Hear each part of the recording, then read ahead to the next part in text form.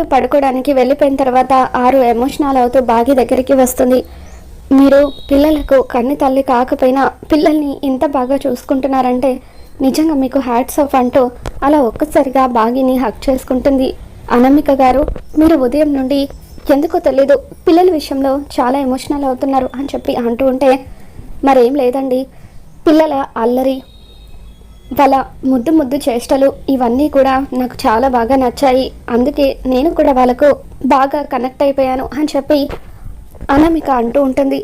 అవును, వాళ్ళంతే, వాళ్ళతో కొంచెం సేపు మాట్లాడితే చాలు ఎవరైనా అలాగే కనెక్ట్ అయిపోతారు అని చెప్పి బాగి కూడా ఆనందపడిపోతూ ఉంటుంది. ఇక తర్వాత రోజు ఉదయాన్నే బాగి కరుణకి ఫోన్ చేస్తుంది. కరుణ, నువ్వు వెంటనే మా ఇంటికి రావాలి, మనం వైజాగ్ వెళ్తున్నామని మా ఆయనకు అబద్ధం చెప్పాలి అని అంటూ ఉంటే, ఏంటి ఏం మాట్లాడుతున్నావే, లెఫ్టినెంట్ అమరేంద్ర అక్కడ, ఆయనకు నేను అబద్ధం చెప్పాలా, పొరపాటున దొరికిపోతే ఇద్దరిని కలిపి చితక్ కొడతారు అని చెప్పి కరుణ అంటూ ఉంటుంది.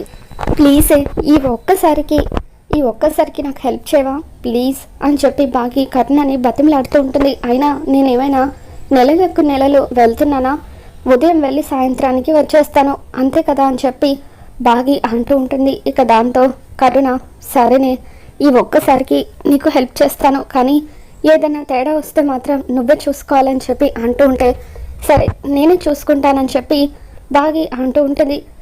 ఇక వెంటనే కరుణ అమరింటికి బయలుదేరి వస్తుంది. ఇక కంగారు పడిపోతూ, సార్ మీతో ఒక విషయం మాట్లాడాలి, బాగి నేను ఇద్దరం వైజాగ్ వెళ్తున్నాము, వైజాగ్లో మాకు ఒక ఫ్రెండ్ ఉంది, వాళ్ళ ఇంట్లో ఫంక్షన్ జరుగుతుంది, ఉదయం వెళ్ళి సాయంత్రం వస్తాం ప్లీజ్ సార్ అని చెప్పి అడుగుతూ ఉంటే, అప్పుడు అమర్ బాగి దగ్గరకు వచ్చి, ఏంటి బాగి, నువ్వు మీ ఫ్రెండ్ వాళ్ళ ఇంట్లో ఫంక్షన్కి వెళ్ళడానికి నన్ను ఇంతలా అడగాలా, మీ ఫ్రెండ్ చేత అడిగించాలా అని చెప్పి అంటూ ఉంటాడు. నువ్వు ఎక్కడికి వెళ్ళాలన్నా సరే నన్ను పర్మిషన్ అడగాల్సిన అవసరం లేదు, జస్ట్ ఎక్కడికి వెళ్ళేది ఎప్పుడు వెళ్ళేది చెప్తే చాలు అని అమర్ అంటూ ఉంటాడు. ఇక దాంతో బాగి చాలా థ్యాంక్స్ అండి అని చెప్పి హ్యాపీగా ఫీల్ అవుతూ ఉంటుంది. ఇంతకీ ఎలా వెళ్తున్నారు అని చెప్పి అమర్ అడుగుతూ ఉంటాడు.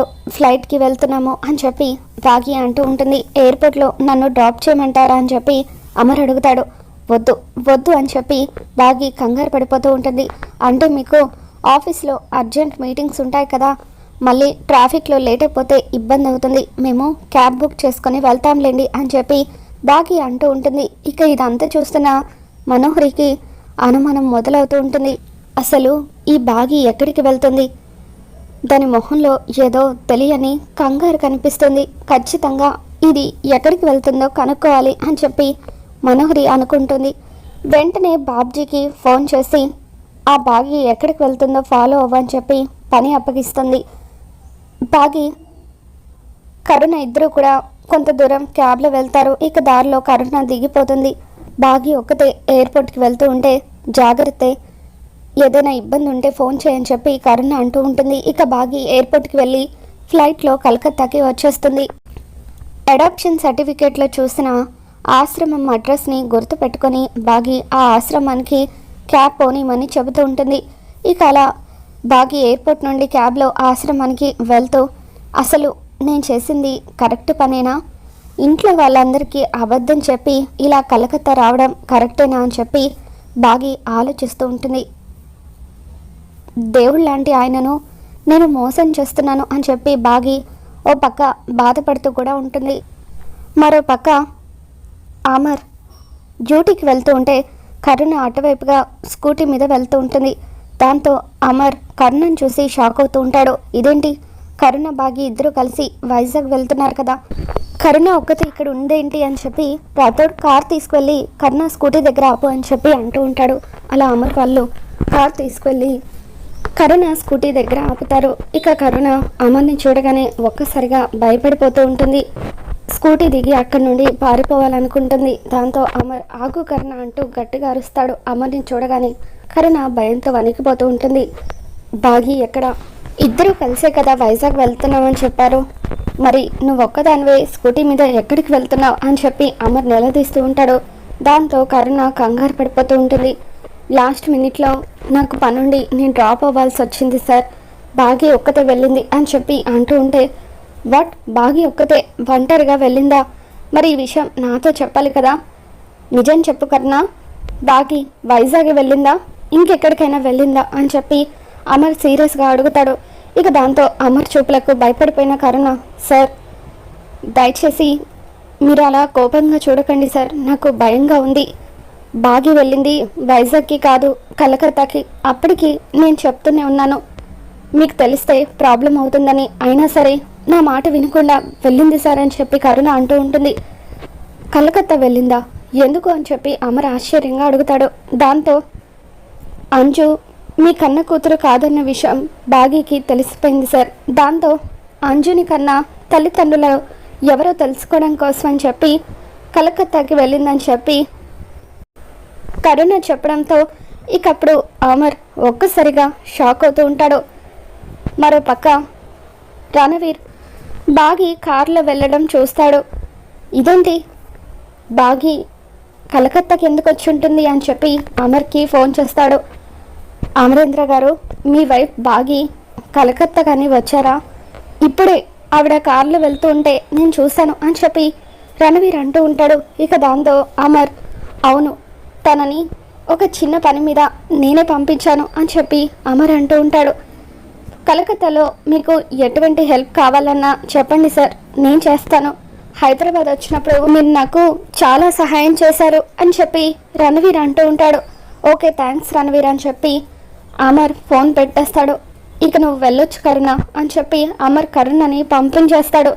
తర్వాత అమర్ రాథోడ్ కలకత్తాకి నెక్స్ట్ ఏ ఫ్లైట్ ఉంటే ఆ ఫ్లైట్ బుక్ చేయి, నేను కలకత్తా వెళ్తున్నాను అని చెప్పి అమర్ అంటూ ఉంటే, సార్ దయచేసి మేడంని ఏమీ అనకండి సార్, మేడంకి నిజం తెలిసి ఉండొచ్చు, కానీ మేడం నిజం తెలుసుకోవాలనుకోవడానికి కారణం ఏంటో ముందు అడిగి తెలుసుకోండి అని చెప్పి రాథోడ్ అంటూ ఉంటాడు. నేను కూడా మీతో పాటు వస్తానని చెప్పి రాథోడ్ అంటూ ఉంటే, వద్దు రాథోడ్, ఇద్దరం వెళ్తే ఇంటి దగ్గర ఏదైనా అవసరం అయితే ప్రాబ్లం అవుతుంది, నువ్వు ఇంటి దగ్గర పిల్లల్ని చూసుకో, నేను వెళ్ళొస్తాను. ఎట్టి పరిస్థితుల్లోనూ బాగి కలకత్తా వెళ్ళిందనే నిజం అమ్మ నాన్నలకి కూడా తెలియకూడదు అని చెప్పి అమర్ అంటూ ఉంటాడు. ఓకే సార్ అని చెప్పి రాథోడ్ ఇంటికి తిరిగి వచ్చేస్తాడు. తర్వాత అమర్ కూడా నెక్స్ట్ ఫ్లైట్కే కలకత్తా వెళ్ళిపోతాడు. తర్వాత కరుణ బాగికి ఫోన్ చేసి, వస్తే బాగి, నేను ఎంత వద్దు అని చెప్తున్నా నా మాట వినిపించుకోకుండా కలకత్తాకి వెళ్ళావు, మీ ఆయనకు నిజం తెలిసిపోయింది, ఇప్పుడు నీకోసం కలకత్తా వస్తున్నాడు అని చెప్పి అంటూ ఉంటే ఇకప్పుడు బాగి ఎంతగానో కంగారు పడిపోతూ ఉంటుంది. ఇప్పుడు ఆయన దృష్టిలో నేను ఒక దోషిగా మిగలబోతున్నానని చెప్పి బాగి కంగారు పడిపోతూ ఉంటుంది. ఇక అమర్ బాగికి ఫోన్ చేసి ఎక్కడున్నావని చెప్పి అడుగుతూ ఉంటాడు. ఇక బాగి అడ్రస్ చెప్పడంతో అమర్ బాగిని ఒక చోటుకు తీసుకువెళ్ళి, అసలు నువ్వు ఏం చేయాలనుకుంటున్నావో నీకు అర్థం అవుతుందా?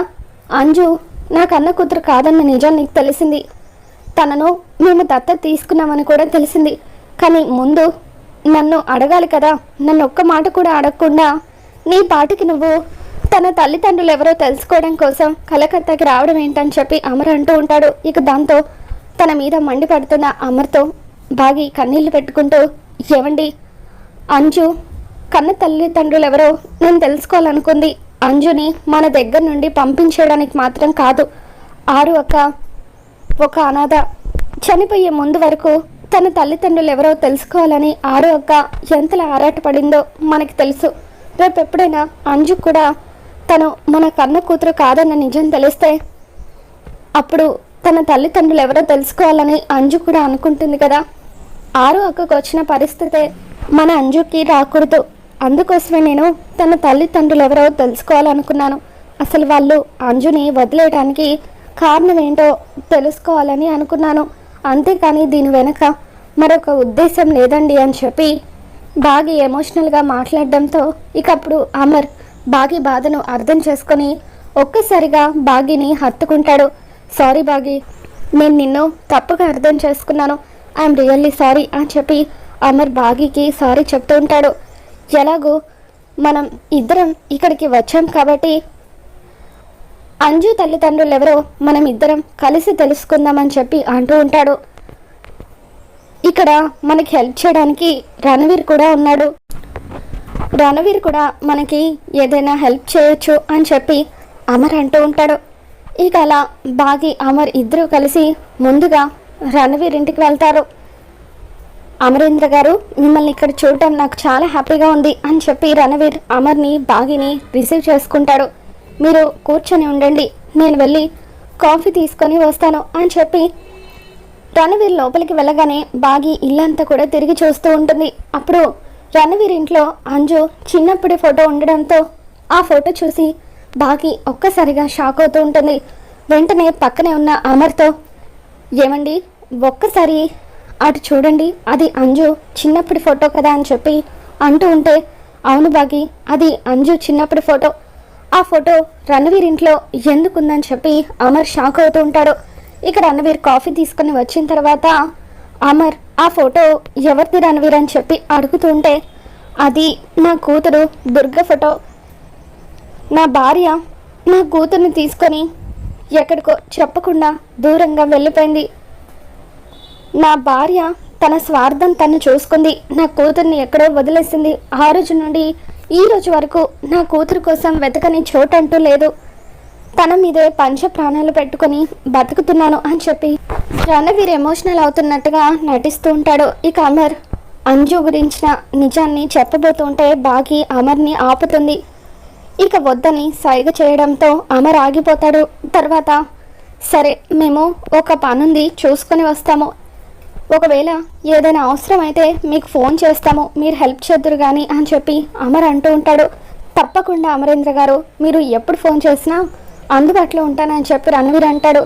ఇక బయటకు వచ్చిన తర్వాత ఎందుకు అంజు రణవీర్ కన్న కూతురన్న నిజాన్ని చెప్పనివ్వకుండా ఆపావని చెప్పి అమర్ అడుగుతూ ఉంటాడు. దాంతో బాగి, రణవీర్ కన్న కూతురు అంజు అని మనకి తెలుసు, కానీ రణవీర్ మంచోడో కాదో అన్న నిజం ఇంకా మనకి తెలియదు కదండి. ఒకవేళ రణవీర్ కూడా చెడ్డవాడైతే స్వార్థం కోసం అంజు మీద ప్రేమ చూపిస్తూ ఉంటే అప్పుడు అన్యాయంగా అంజు జీవితం నాశనం అవుతుంది. అందుకే ఆగమని చెప్పాను. అసలు ముందు రణవీర్ భార్య ఎవరో తెలుసుకోవాలి, తన భార్యకు తనకు అసలు గొడవ ఏంటో తెలుసుకోవాలి. అప్పుడు అంజుని తమ కన్న కూతురని వాళ్ళకు చెప్పాలా వద్దా అనేది మనం నిర్ణయించుకోవచ్చు అని చెప్పి బాగి అంటూ ఉంటుంది. అంజు గురించి బాగి ఇంతలా ఆలోచిస్తూ ఉండడంతో అమర్ బాగిని గట్టిగా హగ్ చేసుకొని, ఆరు ఉంటే అంజు విషయంలో ఎలా ఆలోచించేదో నువ్వు కూడా అలాగే ఆలోచిస్తున్నావని చెప్పి ఇక తనను ఎంతగానో ప్రేమ చూపిస్తూ హగ్ చేసుకొని తనకి ముద్దు కూడా పెడతాడు. అమర్ చూపిస్తున్న ప్రేమకు బాగి ఎంత హ్యాపీగా ఫీల్ అవుతూ ఉంటుంది. మరి రాబోతున్న ఎపిసోడ్లో ఏం జరగబోతుందో మళ్ళీ మన ఛానల్లో తెలుసుకుందాం. ఈ వీడియో మీకు నచ్చినట్లయితే లైక్ చేయండి.